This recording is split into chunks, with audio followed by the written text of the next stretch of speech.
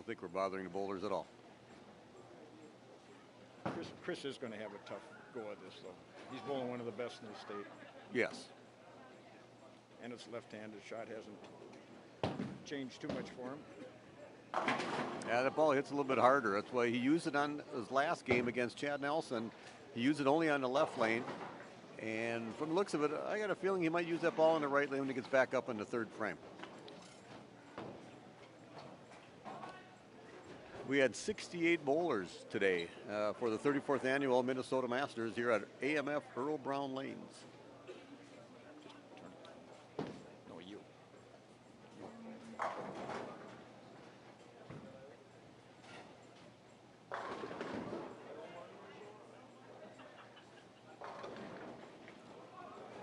Chris is throwing a tropical breeze.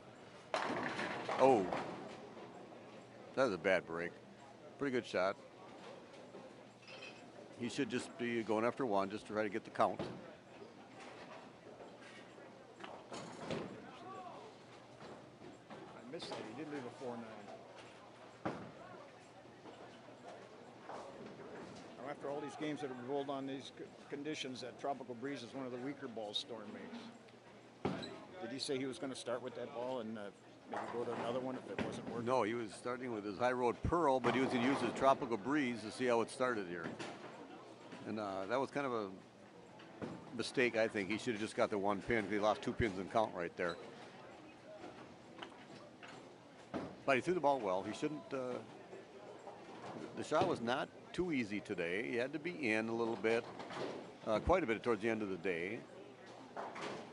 Pretty much outside of 5 was out of bounds on both sides. After the 68 bowlers, we bowled 8 games of qualifying, cut to the top 16. I believe it took 104 over to make the cut, 91 over to cash the top 20. Yeah, very nice, Chris. We're at AMF Earl Brown Lanes. I don't know if we still call them AMF Earl Brown Lanes, or is it now Bowmore Earl Brown Lanes? I think we call it AMF Earl Brown Lanes. Longtime lane man Scott Sodi Sodegren still works here. And Soapy. He set this shot up today for us. It was very fair and very playable on both sides. It was really good.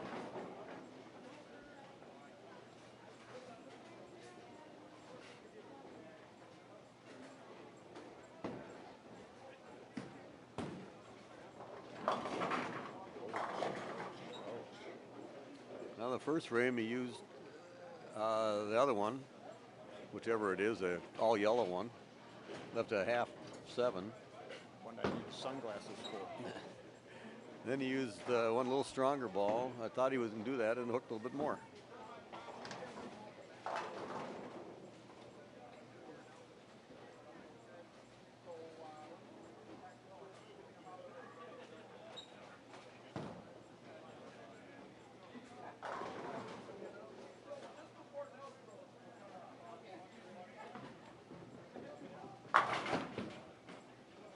Easy spare. I got an interesting story about Cryer Jr. I used to work with his mother at the real estate office. She told me about her son, who was a very good bowler from out east. I said, wow, is he coming to town? Yeah, he's coming to town. I had no idea how good he was. He showed up, talked a little bit. I decided to sponsor him in 3 or 4 CBAs. He never cashed. So I quit sponsoring him, and now he's on fire. That's right, the unlucky have. But that's only in bowling. Oh, Well, no, probably good in bowling too. We ever heard of the avalanche? that's for sure. Oh, and then Cryer's trying to get the avalanche. But when you go right through the nose, usually a strike. 2 in a row. Is that the same shot he threw last time? Yes, same shot on the right lane. He went high. This, I think, is the toughest spare of any out there. Not only do you have to pick up 247, you got that 8 pin sitting in the back there that you can easily slide by it. This is what the pros call the toughest spare. I know, I just said that. Did you? It's the I toughest can't spare. hear you. I'm not by the mic. You made it look too easy.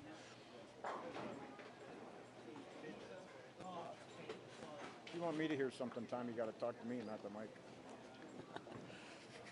I see this microphone's got 3 sides to it. It's got Remax Realty, mnbowling.com, and it's got the locker guy on the one side.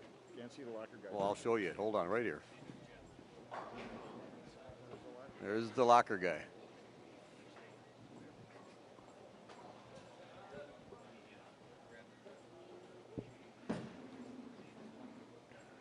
Ah, very nice, Chris. He's had that this one a little high in that second frame for the 4-9. Otherwise, he's been in the pocket all 4 frames. And Take a look at the scores. And John Cryer has 56 in the third with a spare in the fourth, and Chris Stevens with a strike, and then had that 4-9 in the second. So he got 26 in the second with strike in the third and fourth. So right now, Chris has the better shot to the pocket, and he looks pretty confident, Have. I thought coming in we were going to see 2 matches. I thought we were moved down to 9 and 10 for the second match, but No, well, we still might. It's only the 4th frame.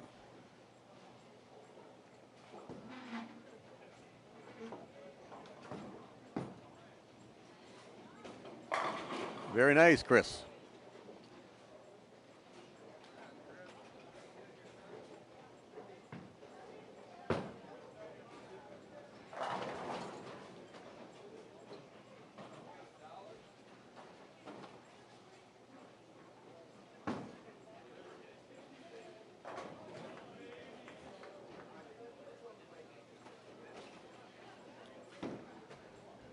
John's taking his time, wants to make sure he's got this figured out correctly because he's been high twice. I'm sure he moved in a little bit deeper. Like he said, even left-handers have to move in sometimes.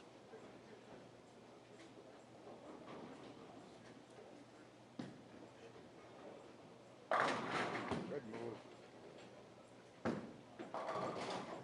Not only do you, when you make a move and you move in on the lane, you do have to throw it pretty good, and he did that time. I don't really remember seeing this guy throw a bad shot. You know that. The last 2 frames were pretty bad, Have. That is in the wrong spot. He threw him good. Oh, I got you. He threw him good, wrong spot. Okay, this is a tougher lane, I think, because I think this lane hooks a little bit more for him. So we'll see if he moves in a little bit more. But you still can't throw it outside of about 7 or 8 because there's a hang spot out there.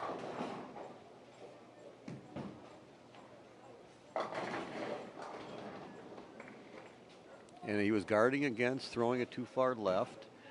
And it was hooked up a little early, right to the face for the 4-6-10. He's definitely going to go for the 2 only, but he's pretty much behind in the match now. He's got a lot of work to do to come back, and if Chris just gets up and throws 2 good shots in the 6th and 7th like he did the first 5 frames, he's going to be off and running to win the game.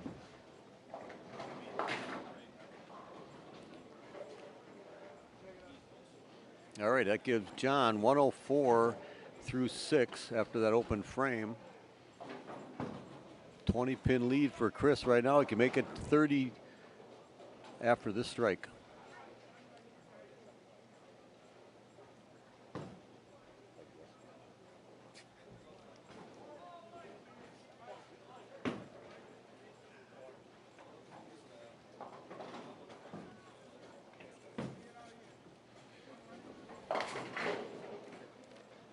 He kind of short-armed that one, and he was just a little afraid to let it out too far. Leaves the 3-6-9-10, which we just talked about being one of the toughest spares out there, and John picked his up.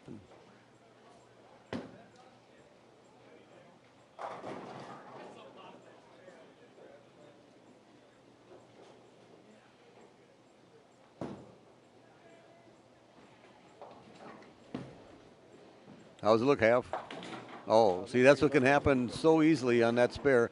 So with that 6-3 in the 6th frame, now we have a 6-pin match. 110 for Chris in the 6th, the 104 for John.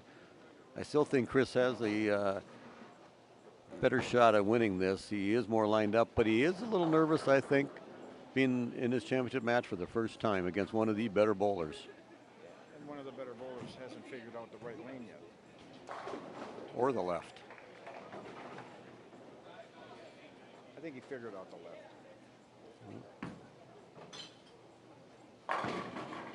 Yeah, there's the old Have 10. medic, as we call it. Waiting for a doctor.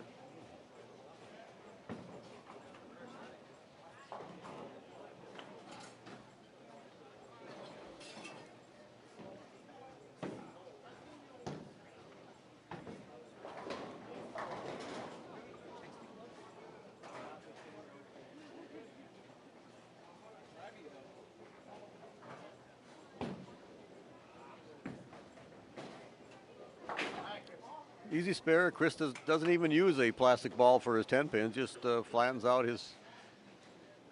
basically his strike ball that he's using. Okay. I say Cryer Jr. is lined up on the right lane. I think I'll take a beer. I'll wager a beer on the strike right here. All right, you're on. I bet you leave something. I'll have a Summit have. How spendy are they? 5 1/4 for you. Oh, Because I want a tall one. What are you drinking? I'm just drinking a Bud Light. Wow, you're a lightweight.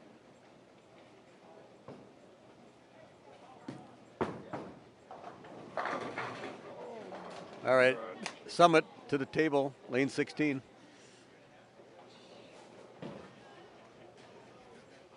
That sucks. No, it doesn't.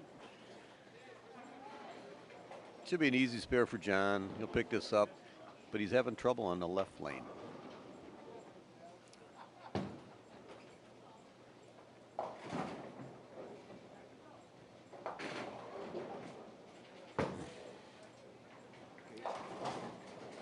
Sometimes when you're the tournament leader and you have to be beat twice, you sometimes have a little letdown. You don't seem to try as hard because you always have that extra game in there to, oh, okay, if he beats me, I still have another chance to move on. But if John doesn't strike here, Chris needs to just put the pressure on him and just go up there and throw 2 good shots and strike in the 8th and 9th and try to put this match away now instead of giving John another chance.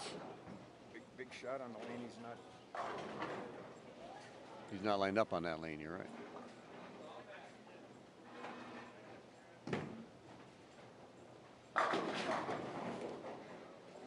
It looked pretty good from here. We're off to the side, but probably came in a little late to leave a 7-pin.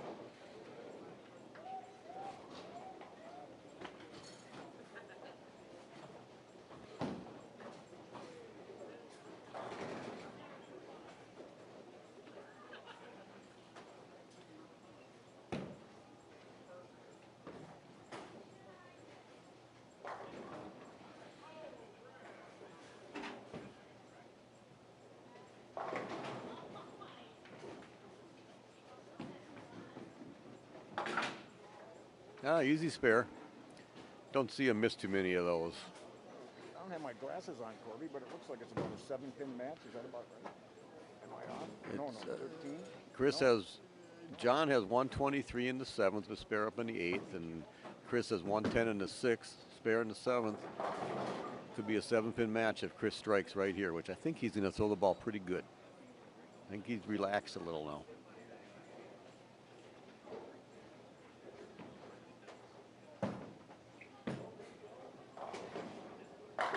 Very nice shot, Chris.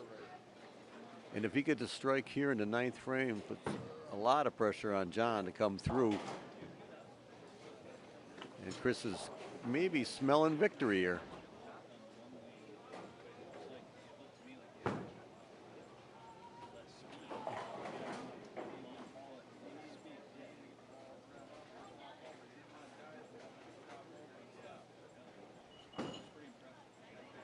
He left a 10-pin on this lane last time, but I don't think he was solid at the line when he left it. He was probably a little shaken after he had an open in the frame before that.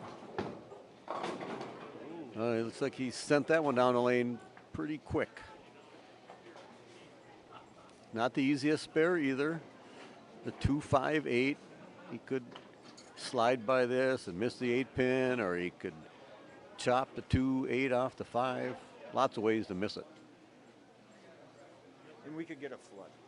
And we could have a flood. And it could be 5 below out. Oh, well, it is.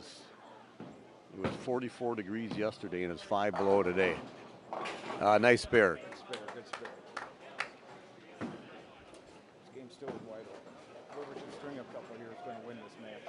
Well, John's up on the right lane in ninth frame. If he strikes out, he can have 203, and he can shut out Chris, who can only have 200.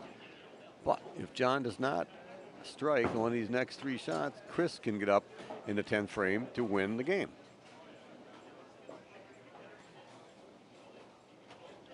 Exciting match coming down to the 9th and 10th frame for the championship of the 34th annual Minnesota Masters. At Roe Brown Lanes. At AMF Roe Brown Lanes.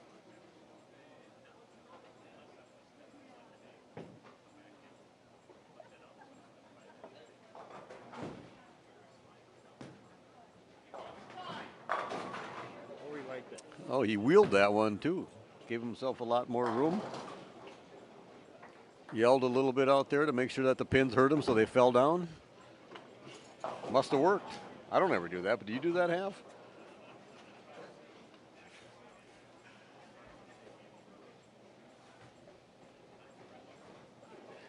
No, I usually call it my throat. Your throat. Throw it and hope.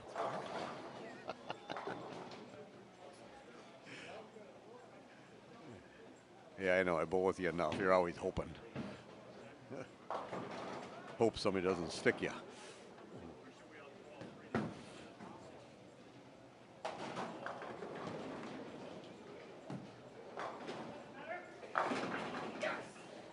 He's getting excited here right now. Well, he needed him. He did it. Well, he needs this one and 8 to shut him out. But he threw 2 really good shots. Let the ball go off his hand better with a little bit more side rotation, got it out further.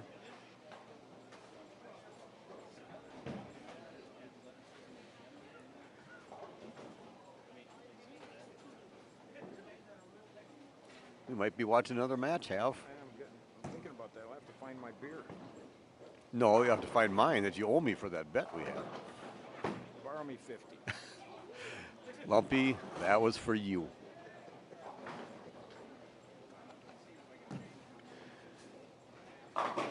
Oh, now he needs 7. He's 8 to have 201 to shut out Chris. 7 for 200. Kirby, you might have to call the camera crew to help us load this equipment down to the lanes 9 and We have to move from lane 15 and 60 down to 9 and 10, so we're going to need some help. Somebody's got to carry the beer down there that Have owes me, and then somebody will carry the microphone and the camera. He's going to carry me. There's a wheelchair over by here. Well, Sodi, where are you? Sodi, need a wheelchair.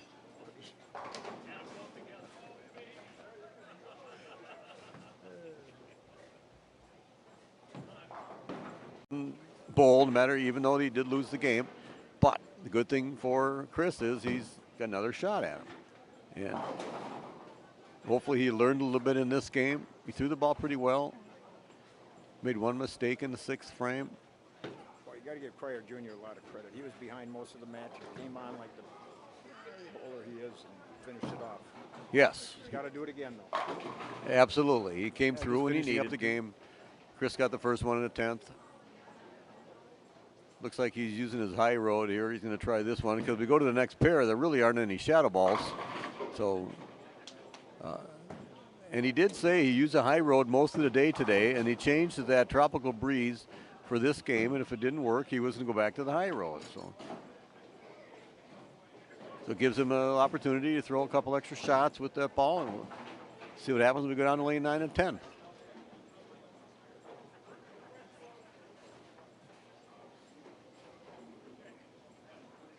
It's not a count of pins. It's winning the match, correct?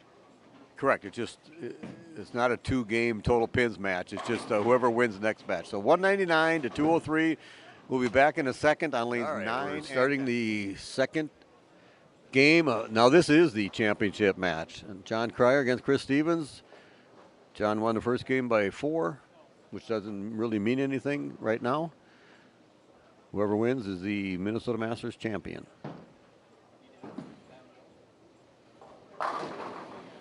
Oh yeah, John sounds a little confident, lined up right now. He's going to come over and say hi. John Cryer is going to come over here and say hi to us and have a few words. Yeah, why not?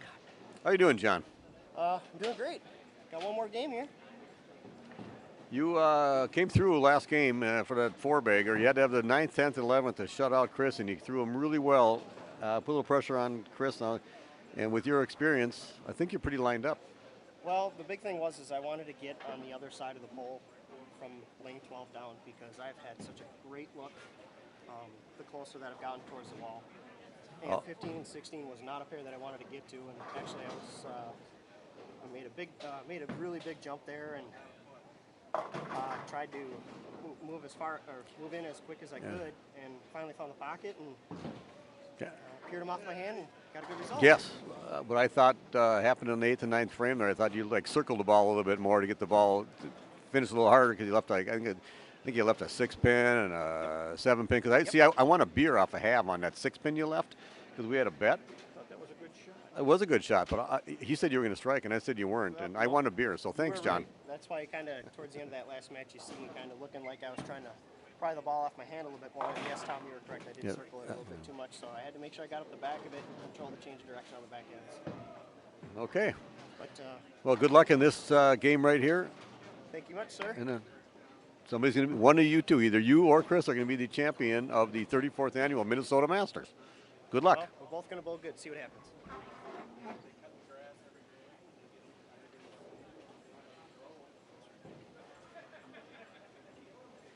Bud Light.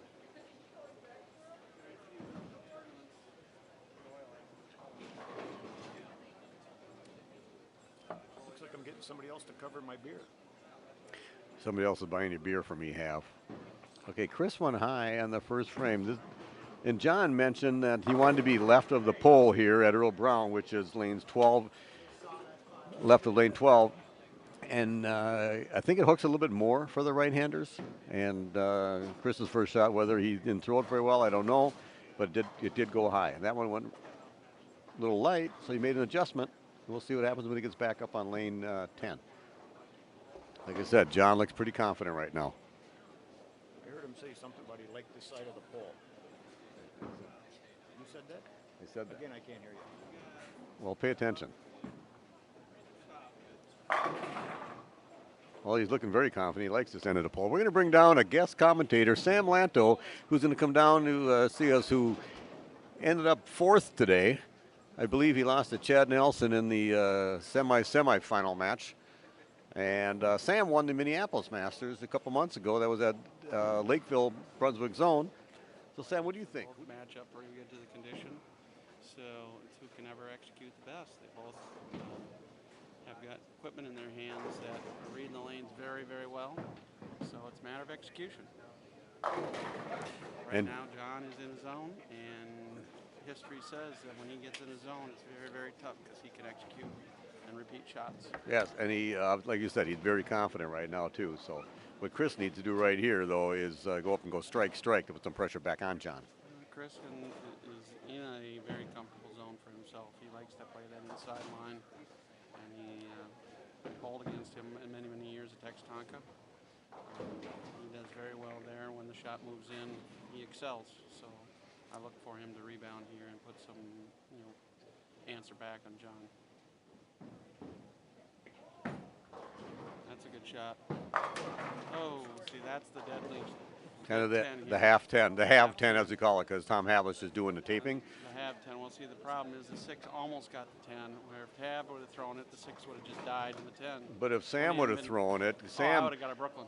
Sam would have thrown left to half 10, but the ball finishes so close to the 10 that the pin hits the 10 and comes out and knocks over the 10. I saw a avalanche out of that. Oh, he had that was called a Havalanto. I have no pride. As long as it's an X up on the mark on the scoreboard, I'm happy. The only thing I see about Chris is he's in his comfort zone right here, playing in and letting the ball hook a little, but he's a little inexperienced in a championship match here. So that's exactly correct. There's no substitute for being there a few times to know how to handle the situation and be able to correct yourself, get yourself calm, and make good shots. not only is this for the championship of the Minnesota Masters, the winner gets a free entry into the USBC Masters, which I believe is in February of 2014. Yes, it is, out in Carolier Lanes in New Jersey. New Jersey, yes. New Jersey City. been there. It's a very large center. It's a good place for the tournament. Very nice. Oh, nice trip 4. I like those. Tripping 4s and hopefully winning matches. The challenge here is if John gets caught one inside because he's playing it deep inside for a lefty, which brings them into our laydown spot for the righties. Yes, he said that as we were talking before the first match started. He had to get in more where the righties were playing. He's in, and like he said, even a left-hander has to move in once in a while. He has to keep his projection right to left. If he gets lazy and misses in, it's going to run up on the nose on him. So he's in his zone right now and projecting really well. Wow. Right They must have found some oil in the middle of the lane there, Sam. Chad Nelson was just telling me lane 10 had more on the back end and did not finish strong for the righty, so that makes sense that that ball helped.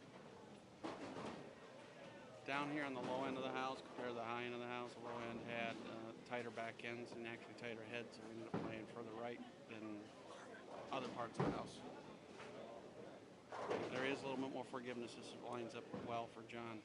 And that's what he said. He wanted to be on the left of the pole, which the pole is on lane from 12 down, and he was just hoping to sneak through on first match. Well, timing's everything in this game. Who you bowl, And when we you have to bowl, and thank where you Jason bowl. Hansen for bringing down beer to us so we can do this commentating. Oh, solid 10. Wanted to make sure the vocal cords were lubed correctly. So Wait a minute. Where's my Crown Royal neat? Jason Hansen, tournament director and beer runner. Beer maid. What were you guys saying about pole dancing? Scott Pohl was here, Scott and Pohl he was wasn't doing any dancing. Now my toe is starting to get hurt. You know? All right, should be an easy spare for John. He's been very solid. One he thing ta- about John, for a power player, left-hander, he's very, very good on his spare shot. He takes his time and just throws right at the pin.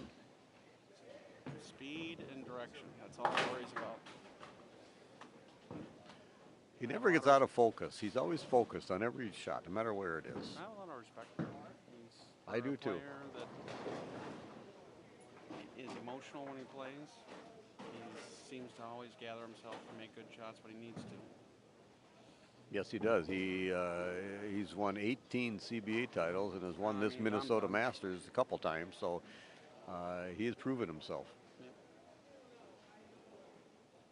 Chris needs this one here. He's got to be able to answer back and put some sort of pressure on. Oh, very nice shot. And see, in the inexperience, he's not letting the ball roll and flop over. He's projecting it hard, and the ball's not turning over early enough, so it's recovering on the back end instead of rolling flat to the pocket.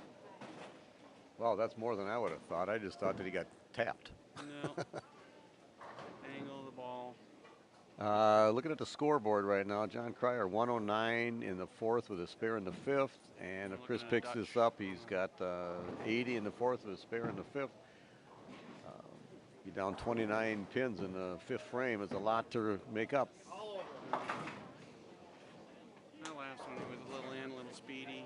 Had enough hand to get it to recover, but the break point was late, so it came in behind the head pin and chopped the 3 off the 6 for a solid 10. Thanks for the beer, half. Although, I think I got out of buying that. I'm in celebration mode already. no, Sam finally got his Crown Royal. There you go. There. Oh, don't go away. This is Chris's easy lane. He should strike on this one. Well, the left lane's because the right-handers can get in deeper on this. They tend to hook more. The right lane's on the house. Everybody couldn't get in as deep, so you had to play a little further right. Yeah, he's a little bit. I think in jail he's right fighting now. it right now. He's not comfortable, and experience is making him make not good shots. He's not taking his time and. I crossed with Chris all day today in the 8 games of qualifying, and I think he ended up about 130 over, qualified about 8th or 9th place, somewhere around in there. Bowled really well. He's a good player. I've been waiting for him to start bowling more tournaments. I asked him if he would. He's got a good game. Oh, look at that. Jason Hansen brings Sam down another Crown Royal, so he's in good shape now. He's got 2 of them sitting here. Tom's taking a picture of the crowd here at AMF Roe Brown Lanes. There's 14 people watching. 1,400. 1,400 people watching, sorry. Wow. Is that a 1 share on the Nielsen ratings? We're the only share on the have ratings.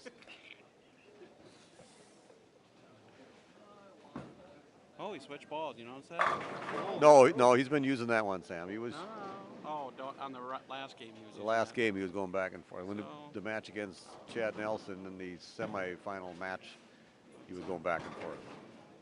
Look at her. Tom has to turn. Look at the locker guy on the You gotta get a new Gotta get their- advertisement. Remax results on the microphone.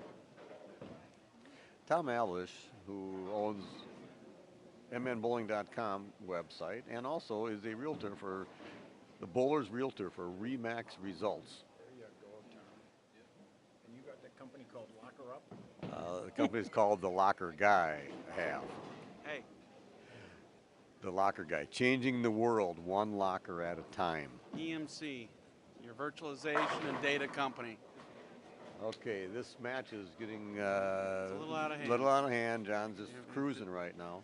If Chris doesn't put up a double here, it's about over. 129 in the 5th with a double for John, and 98 in the 5th with a spare in the 6th for Chris.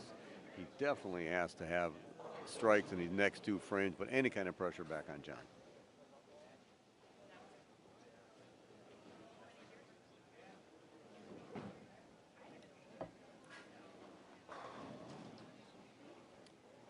Chris is a good contemporary inside game. He likes to be able to project the ball left or right. Oh, he pulled that one. He's fighting it. He's not smooth right now. He's not loose because he knows the pressure's on. Right. Trying to make something happen without letting the ball just go. That takes years of experience. We all get locked up trying to make things happen instead of letting things happen. That's the difference between the guys that are comfortable in this position and those who are trying to get there. John's making great shots right now, just letting it happen, and Chris is trying to make it happen. It's a good learning experience for Chris. Hopefully he comes out and bowls more tournaments, like you said, and he will do well if he just Yes. keeps on bowling everything. Yes, that's you can't substitute experience. You have to do it to get it. Chris bowled in the MJBT, which is the Minnesota Junior Bowlers Tour, a tournament for junior bowlers. And we have a CBA MJBT Baker Doubles every year. And I was able to cross with Chris one time in the CBA Baker Doubles. And we cashed, but only because he outhooked me about 24 boards to 2. That's not uncommon in today's day and age. In my day, I hooked the ball. I'm not even in the same category as these guys. No, Sam, everybody says now you throw the ball straight. What does that tell you about me? I throw it straighter. Come on, it's easy, Sam. Straighter's gooder. The And game's then, changed. and then there's from- Half. He's even older than both He of throws us. backups. The game's changed. The kids now have Be your dad's son. the game. Yes, could be. Yes, he could. The game has changed to favor people who can get great leverage on the ball. There is still a opportunity for those who execute and make great shots to succeed. Especially in the team event Yes. tournaments. Singles versus team are 2 totally different Yes. tournaments. Reactions. Oh, look at there. He tried for a avalanche. Yes. Yeah, that one got penalized for going inside. Which I think we he were lost. talking about a little earlier. And I think he lost a little focus thinking that he had this match wrapped up. But you Unfortunately, never know. That happens. The So if he gets 2 here, he's got 184 in the 8th. boy, you're good math, even though you're impaired. I'm only slightly impaired. I'm only drinking Summit. Unfortunately, we all get captured into looking ahead a little bit. It's a natural human reaction. You're doing well, you're ahead, and then you just get lazy. Right, so he's got 184 in the 8th, He's up by 17 if Chris gets double. a 224 pace, and Chris can strike out for 227, so it's not over yet, which is why they bowl Keep 10 on. frames. That's right.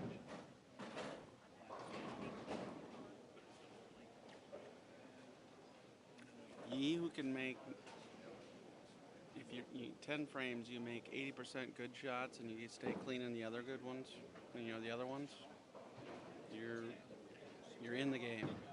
I look for John to make a really good shot here. That was just a non-focused shot. He just kind of went up very there. Lazy. Yes, I exactly. agree. This is the He's lane. not going to let himself be shut out by not striking here. That's a good one. Yeah, he made a good one. Good call. Now, He was if just Chris a can little somehow lazy. gather up enough to strike in the 9th, 10th, and 11th, it put a lot of pressure back on John. We'll see what happens. It's the only chance he has. Because John, during this tournament, has had off carry because he's playing in, and the ball doesn't have the angle that he would normally have. He leaves off carry, half tens, rip corner pins. So if he's going to put any pressure on John right now, this is the place he has to do it.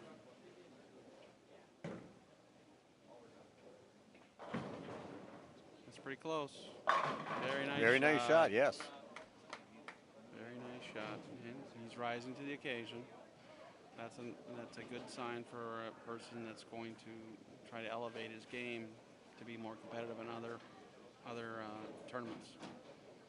This strike right here forces John to spare. If he gets the second one in the 10th, he forces him to get John to double. This is a crucial shot. Very Without crucial. it, he doesn't have.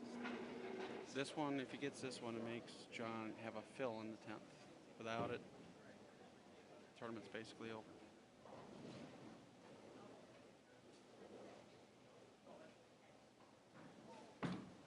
Look good. Oh. Looks like he just scooted it through the heads a little bit, He trying to followed it, didn't make get sure in it on didn't set it down short. So he's at 2:03 pace. So John just It's needs over. a good count. Yep, it's over. Unless he makes a crucial mistake. He'd have to get 3. John would have to, he would have to throw like gutter, Mm-hmm. or throw a Havlish and then a gutter. Oh, what's Don't a open Havlish? this right here. All right, stay clean. Be proud of yourself. Oh, he should be proud of himself. Anyway, anytime you can be Undefeated. and runner-up in the Minnesota Masters. And you got some very good, talented players in this squad in this event. Very talented. I don't have the sheet in front of me, but so it's going to be John Cryer first, Chris Stevens second, Chad Nelson is going to be third, Sam Lantos sitting right here is fourth, the fifth and sixth. Those are I good believe names. was Tom Korth and Sam Sylvester, and then it was Mike Skinner. I think I'm missing somebody in there. This is a good event, good experience for Chris. If he chooses to bowl more, this is something Which he he can build should off bowl and look. more.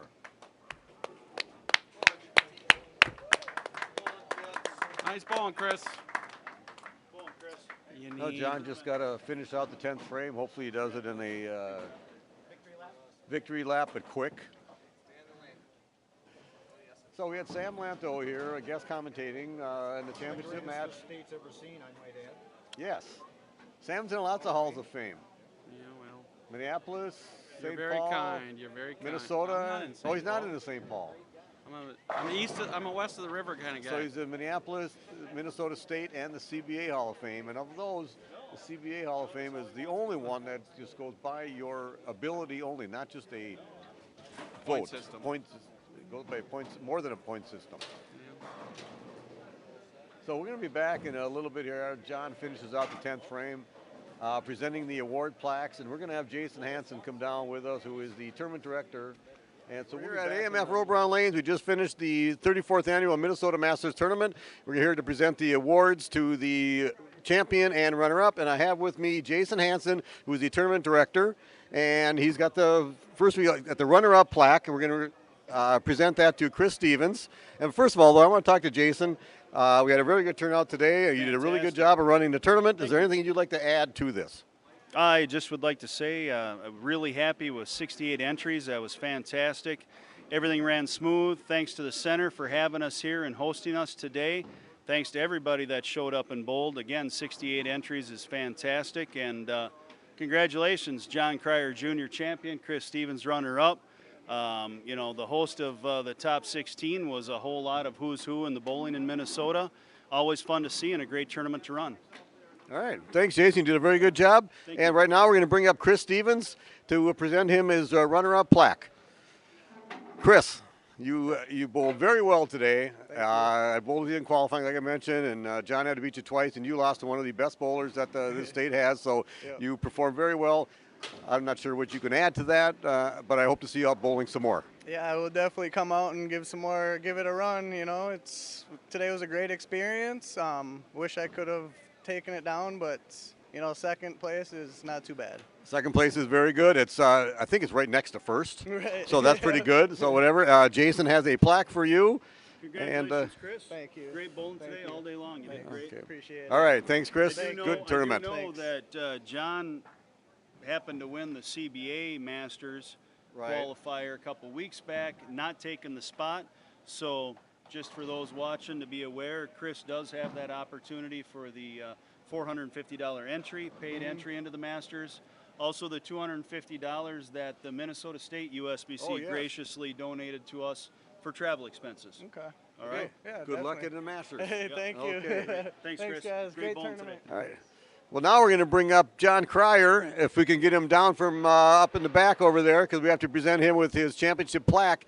And if I'm not mistaken, John has won this tournament before, twice, as he just told me here. So we're not coming here anymore Yeah, because, both times here. yeah, we don't like that and whatever. So, but anyway, come on up, John. I was just talking to John a little bit before we went back on air here that in the first game against Chris, and he was pretty much down and out in about the sixth frame, and then he came through with a four-bagger. But even before that, when he was bowling Chad Nelson in the semifinal match, he had a spare open, and he changed balls on the one lane. Came through. He was down and out twice and came back and persevered. John, you're an amazing bowler. What can you say about this? I threw the ball really well. For everybody out there, practice pays off. And Exactly. knowing your ball selection is huge. Knowing your equipment is huge. And it came into play big time today because jumping pair to pair, you really had to be ready. You had to be on top of your game. And a couple of ball changes there really helped me out and lined up fast and was And- able to kind of. And I'm not sure who all noticed that, but I noticed it sitting back right here watching you. So, and I'm sure other people did too, whatever. But that was a very amazing performance. you. Congratulations. Thank you very much. So, now Jason has not only has the plaque for Thank you, you. I believe it comes Thank you, with Jason. $800 first place prize. Yes. And I know you said you can't go to the Masters. You got other stuff going on. Chris doesn't go to the Masters, but you've been there before and you've done well in the Masters. So you are from out in New Jersey. Why aren't you going? I start school here in 3 weeks, so Okay, we're gonna well- put some school before some bowling. All right, so- well, good for you. That's something you should do. So, Absolutely. congratulations again on the Thank you, Tom. championship. I'd like to thank Jason Hansen for Tom, running the thanks. tournament, and thank Tom Havlish from mnbowling.com and Remax Results for And taping this, the locker guy. and the locker guy for doing this. So, thanks again. We'll lock her up as Hav calls or whatever. So, all I know is I won a beer off of Hav. That's all Talk to you that matters. next time.